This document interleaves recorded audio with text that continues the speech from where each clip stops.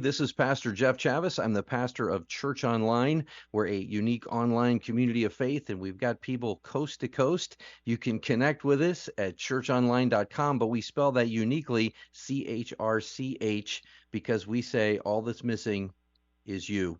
This morning, I'm thinking about waiting. I don't know about you, but I don't feel like I'm really good at waiting when it comes to certain things. Oh, I'm fine when I get to the store and maybe there's a long wait, a long line of people waiting to check out, or I drive up to the gas station and I don't know, so many people there. Even at a stoplight, there are times when you have those moments I just can't wait. But I'm thinking this morning about the big waiting, waiting on the Lord. The Bible uses this term over and over again to wait on the Lord. Probably most famously is the one that we've heard before, Isaiah 40:31. But those who wait on the Lord shall renew their strength. They shall mount up with wings like eagles. They shall run and not be weary. They shall walk and not faint. Maybe you've heard that one before, but do you realize if you read that, there's a blessing in the waiting? In fact, the Bible talks about waiting as being something of a virtue, something we're supposed to have. Now, first, the question we have to ask ourselves is how do I know when it's just simple waiting and when it's waiting on the Lord? Well, waiting on the Lord would always be those things that we've given to the Lord. Maybe it's that great big thing. Maybe it's that job situation, that I don't know, just a situation you've been praying about it for years. Maybe it is like, well, before we came on last night, I told my granddaughter that I was going to be on the radio and I was going to be praying for people, and she asked if I could pray for her too. And she has one of those ones. She has asthma, has these moments when it's so hard to breathe, even gets a little scary for her. And that was her prayer, that God would take away the sickness. Now, you can imagine being a little kid and just praying that, and just even as a little kid, trusting in the Lord. And you say, how can there possibly be a blessing in all that?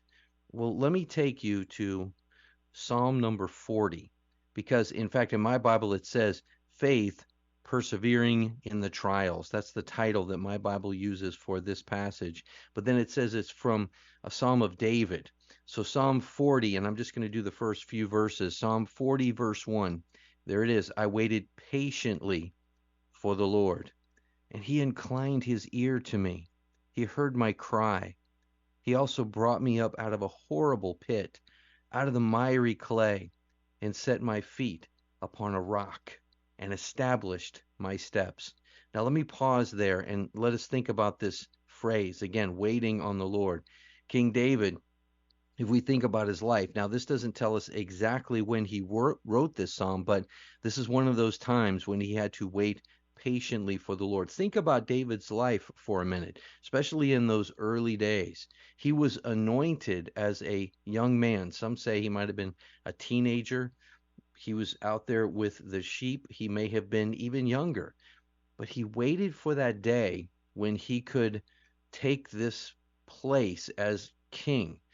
He had those times when the King Saul was after him, and over again, he was praying. We have Psalms where he prayed that the Lord would take care of this situation, and there was a whole lot of waiting going on. There were times when he had an opportunity to defeat Saul, but he didn't. Think of the waiting patiently that David did. Now, listen again to those blessings that go along with the waiting. I waited patiently for the Lord. He inclined his ear to me. He heard me. He listened to me. He heard my cry. He brought me up out of a horrible pit, out of the miry clay, and set my feet upon a rock. When we are waiting for the Lord, sometimes it does feel like that, doesn't it? It sounds like we're stuck in clay. I just had this situation for something that I had been waiting on for a while, and it finally came through. I heard what I did not want to hear. We regret to inform you. And you get that feeling, that sense that, oh, wow, I'm being sunk in. Well, this is just one more thing. We go into our pity party when we get those words. But listen to what God does. He sets our feet upon a rock. He establishes our steps. Let me continue on in verse 3. He put a new song in my mouth. Praise to our God. Many will see it and fear and will trust in the Lord. Blessed is the man who makes the Lord his trust and does not respect the proud, nor such as turns aside to lies. What God will do in those times, even when we get that diagnosis we didn't want to hear, even when we get the letter we regret to inform you, there needs to be praise in our mouth. There needs to be praise to our God because He has this in the palm of His hand. He knows what's best for us. So in the waiting, we need to trust, but also in the waiting, we need to have that new song in our mouth. We need to have that words of praise and worship. Even if we are, again, as I said, my granddaughter who is praying for healing. And that may be, I know how this goes. Young children get things like asthma, and it may last for years. I mean, she may have it for a very long time. But that does not mean we stop and we say, well, God didn't hear my prayers, or in her case, God didn't hear the prayers of my grandfather. Instead, we just give praise that He has this in the palm of His hands and He knows what's best for us. That allows us to have those words that David said as a part of our lives. I waited patiently for the Lord. Can we do that? Can we wait patiently, even in a situation that seems challenging, seems like a trial to us? I want you to see, too, one more thing in this little psalm. If you began to really break this down and think about it, you'd say that this, especially verses 2 and 3, this is exactly what Christ has done for us. It says, He brought me up out of a horrible pit, out of the miry clay, and set my feet upon the rock. That's what Christ did for every one of us.